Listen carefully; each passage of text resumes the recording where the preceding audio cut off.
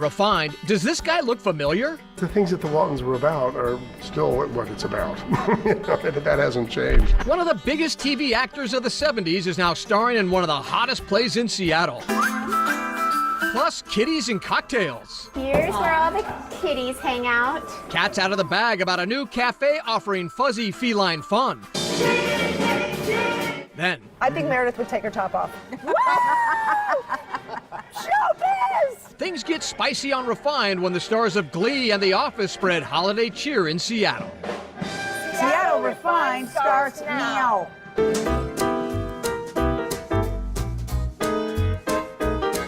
Hey everybody, welcome to Seattle Refined. I'm Gard Swanson at QED Coffee today.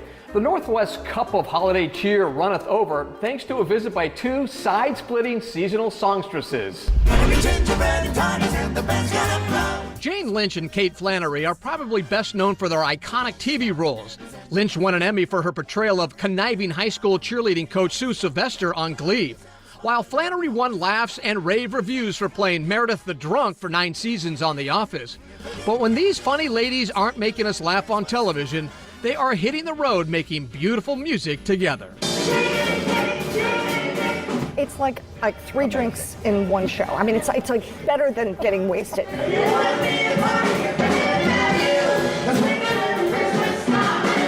Jane Lynch and Kate Flannery are jazzing things up this holiday. They're touring the country, performing their album, A Swingin' Little Christmas, alongside famed vocal producer Tim Davis. We just found out today that Swingin' Little Christmas, the song, is at number 18 of all music, not just Christmas. Not just Christmas. Refined got the chance to chat with the trio during their Seattle stop at the Triple Door. They aren't just bandmates, they're buds. We've known each other forever. We've known each other since Chicago, back in the 90s. Tim and I worked together on Glee. He was the vocal arranger on Glee, and he arranged all the vocals of all 600 songs, so we got to know each other. It's a sentimental Christmas and the snow begins to fall. I actually hired him to be the musical director, and before we knew it, I said, be on stage with us because he's so handsome and has such a gorgeous voice. I thought I was the eye candy. No, you're not. Up on the housetop, reindeer paws, out jumps swinging Santa Claus. You'll hear a lot of familiar holiday hits with a twist on their album, and the old tunes all have one thing in common. They're in public domain. Yeah, and original songs. We produce this ourselves. In fact, we created a label in order to produce it. So public domain songs, you don't have to pay publishing on. Our point is we're good business people as well as... Yeah, we are. We're not stupid. There are also original songs, including a new one with the legendary Dick Van Dyke. And if you find you can't stop smiling, For me, I grew up with the Dick Van Dyke Show, and we do a cabaret show where we dedicate a segment to the Dick Van Dyke Show. So it was really great to get to meet him. He came to see our show, and he saw our little tribute to his show. And So if you build it, they will come. yeah, indeed, isn't that You do a great? tribute, and then they show up. This project is just one of many accomplishments on Jane Lynch's resume. The Emmy and Golden Globe winning actress starred on Broadway, appeared in cult movies like Best in Show. And of course, there's Sue Sylvester. But don't expect to see her back in that role anytime soon. I think that Glee was such a great idea that they should, and we need it so much, I think, right now in this political climate. And I think they should do Glee again in a different high school with different kids and different teachers, and just keep it going. And make it a franchise that kids can always raise their voice and song together and feel good about, just being themselves. As for Kate Flannery, will drunk Meredith Palmer return to The Office? I feel like the fans are scheming and dreaming, and I don't know. I'll never say never. Fingers crossed. I love those people. We spent 9 years together. so raise your glass and give a toast and lift up a cheer. We had to ask, what would their old characters think of this cheery Christmas album? I think Sue Sylvester would burst into tears every time, but she'd go do it in the bathroom. And she had a tender heart. She would This is sit true. there like I this. think, I think Meredith would take her top off. Showbiz! As for Jane Lynch, she seems to do it all, and we can't wait to see what's next. I never thought I would have be part of a record that's on the Billboard Top 100. 20 now. Yes, Well, yeah, 20. Top 20, yeah. Top 20. So, Yeah, I find it best if I don't plan anything and if I don't have any goals, because what actually happens tends to be much better than anything I could imagine. She just wants to run a small country, just a small country, maybe an island. Just maybe like an island. She could do it too. Jane Lynch's album, A Swingin' Little Christmas, is available everywhere right now. Still looking for some holiday cheer? How about checking into the Holiday Inn? The musical, chock full of classic Irving Berlin tunes, is running right now at Seattle's Fifth Avenue Theater. The show stars the one and only Lorna Luft, yes, that Lorna Luft, Judy Garland's daughter. The show runs through the end of the month. It's sure to put you in the spirit. Meantime, over at the Village Theater, the Tony Award-winning musical Newsies is delivering some holiday cheer. The adaptation of the beloved Disney musical runs through the end of the year in Issaquah before moving to the Village's location in Everett in January. Also hitting town in January, the Tony Award-winning sensation, The Book of Mormon. It lands at Seattle's Paramount Theater January 2nd for a 12-day run. But be warned, the show is from the creators of South Park, so it's probably not appropriate for kids. One of the most iconic actors of the 1970s is making his return to Seattle in a critically acclaimed new play. Richard Thomas rocketed to fame in the early 1970s for his portrayal of John Boy on the wholesome family drama The Waltons. The character won Thomas an Emmy and the respect of Hollywood. Over the past 4 decades, Thomas has continued his mastery of television, film, and stage. And right now, he's the star of The Humans, the Tony Award-winning play making its Seattle debut at the Rep. It's not an issue play. No. It's a play about humans. It's a play about, what we deal with as human beings in relationship with each other. What it means to be human, which is, that's all we got. Richard Thomas plays Eric Blake in The Humans, a provocative family dramedy that takes place over Thanksgiving dinner in a cramped lower Manhattan apartment. But for an entire generation, Thomas will always be John Boy Walton, first and foremost, and Thomas is okay with that. The number of viewers one had in the 70s on a network television series is kind of unparalleled. I mean, you're talking about a third of the population every week. So it's like, that's all right. You don't get out from under that one. Don't you think every actor has one job that you're always, Sure. Different people remember someone for something, but if you've had a very big success like that, that's going to be the baseline. You also might recognize Thomas's co-star, Pamela Reed, who was born and raised in Tacoma. I've been back for about 5 years now, and this is my 3rd play at the Rep. For her, that one job she says she'll always be known for is Arnold Schwarzenegger's quirky partner, Phoebe, in the 1990 film Kindergarten Cop. They're walking all over me. Listen, Kimball, you gotta handle this like any other police situation. Despite their successes on television and in film, both Thomas and Reed agree theater is where they are meant to be. I love it the most. And I love film and television. It's been wonderful, but I'm at home on stage. And it is a feeling of home when you do a play, for many reasons, beginning with the fact that everybody gets together every night at the same time to all do it together from beginning to end. Right. 4 people who are in the room. And it's alive when you're doing it. Yeah. And the film goes out and it goes into the theater and you'll go see it and you get to watch it with an eye. But this is happening now. And it's never the same every night. Tickets for The Humans are on sale right now, but you better act fast. We've been sold out. The audiences are, as Seattle audiences are, they're smart, they're facile, they're fast, and they want it. And you can feel it in the house. The Humans runs through December 17th at the Seattle Rep. Seattle Refined is just getting started. The more bizarre, the better. Refined's DIY team breaks out the glue guns to make some ugly Christmas sweaters. But first, coffee with a side of cuddles. I've never been in a room with 8 cats. When I walked in the door, I just got so excited. The new Seattle Cafe where the cool cats hang out. We'll be right back.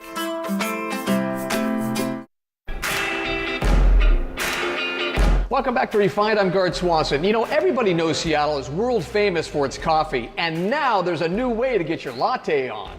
Move over, soy and almond milk. Oat milk is the popular latte of the moment. Yes, it's really made from pulverized steel-cut oats. Not only is it rich and luxurious tasting, it's also vegan-friendly, soy-free, and lactose-free. Intrigued? You can read more about it on our website. a sip down memory lane. If you're a Seattle Java junkie, chances are you look forward to the Starbucks Holiday Cup. The coffee mega giant has shaken things up every holiday season for the last 20 years by introducing a cheerful winter design. And you know where you can see all 20? That's right, on our website. Some folks like to read the newspaper with their morning coffee, and others just like to be surrounded by cats. We actually first told you about Seattle's cat and coffee craze for the first time last week, but we were a little skeptical until refined feline fancier Malia Karlinski agreed to check it out in person. Seattle's Capitol Hill is more like Cat-Pittle Hill, now that Necco Cafe has opened its doors for business. At this cozy spot, customers can get a cup of coffee and a cookie, or down a glass of champagne and a donut, all served with a cuddly surprise. We're at Necco. We're Capitol Hill's first cat cafe. Beer and wine over here. Yes. And the cats over there. Luckily, we get to bring our beer and wine or coffee in with us as well. Can we take a look? Here's where all the kitties hang out. Come on in. So what do you call this place? We call this the kitty room. In this space, frisky felines and catatonic kittens do their thing, and people pay to be a part of it. What happens in here? Well, you get to just come in with your drinks or food, and then you can hang out with the kitties for either 30 minutes or an hour, depending on your time frame. And the cats just roam around freely and have fun, and then they're all up for adoption as well. Whether playing or being petted, these furry friends are lapping up the love. While their personalities may be different, the cats have something in common. They're all hunting for their forever home. All of our cats are FELV positive, which is stands for feline leukemia virus. They have a weakened immune system, so it predisposes them to get things like cancer and other diseases. They can still live long, happy lives, and they're often overlooked with adoption, so we want to put them in the best light possible. The tale of how Necco came to be started in Japan. In fact, the word Necco means cat in Japanese. I used to live in Japan for a couple years, and in Japan they're really popular, and I had left my cat Jamil at home while I lived abroad, and of course I miss my kitty, so I started checking out cat cafes around Japan, and I just fell in love with them. For fellow feline lovers, the concept is like catnip. Cats bring so much joy to your life because they're like whole little personalities that just run around and play. I just think it's an amazing experience. I've never been in a room with 8 cats, and when I walked in the door, I just got so excited. They make me laugh. They really do. I like the ones that are mischievous and naughty. We have these cat head tables. Caitlin thinks kitties are the cat's meow. Cats are just such amazing animals. They bring so much happiness to people, and they're soothing and they're sweet. Well, not all of them, but yeah, we want to be the ultimate destination for cat lovers and for cats. Malia Karlinski, Seattle Refined. To learn more about Necco's Cat Cafe, check out our website. Coming up, a serious light fight. The local family who goes big and bright for the holidays. We'll be right back. Welcome back to Refined. I'm Gard Swanson. Sometimes finding the perfect holiday gift for a friend or loved one can leave you fit to be tied. Which is perfect for 2 local entrepreneurs who just launched their own line of neckties. All the neckties created by Andy and Aaron celebrates an accomplished woman. Everyone from Beyonce to Mother Teresa to Oprah. Check out the full gallery on our website. 'Tis the season to break out that ugly holiday sweater, and if you don't have an ugly holiday sweater yet, don't worry. Our resident refined oddball John Prentice didn't either, but fortunately, he knew just who to call. Can you help me make a Christmas sweater? How'd you get my address? Please? Okay. First stop, Goodwill, where refined DIY gal Malia Karlinski and I found ourselves surrounded by all manner of holiday kitsch. All right, I'm about to head out there. What am I looking for? Okay, don't get a cardigan. Okay. You could go turtleneck, but what I like is these nice round collars or a crew neck so that you have... Too much cleavage for me? This is okay? I think you'd be okay. All right. And then you have a lot of space here to really craft your design and get really into it. All right, here we go. Okay. Time to start looking. This is like candy cane ready here. I'm loving this whole thing. This Goodwill off Dearborn Street in Seattle is the largest in America, so there's a lot of sweaters. All right, so what did you find? I found some great stuff. I found this snowball-looking look at sweater. that. Look at that. Got lots of great texture. Okay. I've got this glitter number here. Yeah. Kind of an emerald. I like that. I've got this fun red one. Mm-hmm. And last but not least, a little houndstooth, which would be a great background Oh, that's super for something. cool. Yeah, what do you like have? Nice little pops of color. Somehow, everything in my size is blue. Okay. But, you know, whatever. I love What do this you one. think? You like that one? Well, this one you could do so much. Yeah. You know, and this, I mean, come on, this background. Yeah. How fun is that? It looks like it was put in the dryer, though, right? Look at how weird it is. That's what you want. Oh, my goodness. And this one's just a little too boring. This reminds me of the 80s, but I actually like it. It's totally rad. It's totally rad. Yeah, so this one. This is the Okay, one. I think we should go with that. Here we go. All right. Next thing I know, I'm at an ugly Christmas sweater decorating extravaganza, outnumbered and outgunned by some seriously crafty ladies. Well, give me some advice. What should I be doing?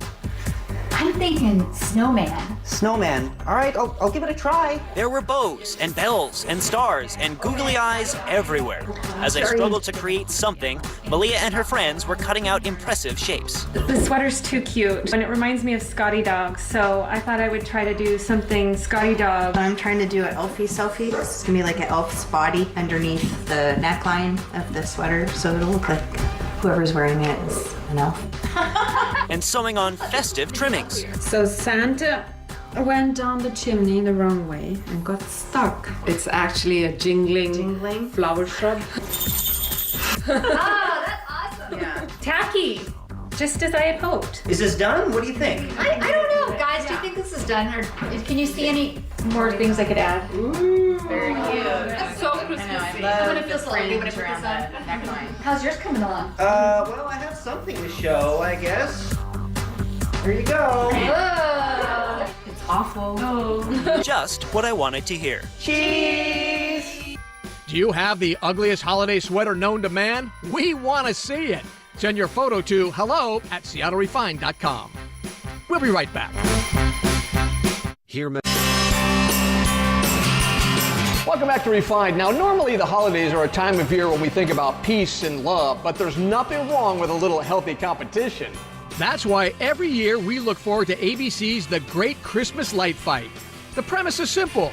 Every week, cameras travel around the country and watch two families duke it out in a battle over who can go the most nuts putting up Christmas lights. One family is still basking in the glow of their moment in the light fight spotlight, and a night they'll never forget in Maple Valley. Meet the Paul family. Steve, Tracy, Seth, and Sarah live in Maple Valley. For them, decorating their home for the holidays is a family tradition. My grandma started. She did it. She got me into it, and hopefully get my kids into it. I never knew it'd come to all this.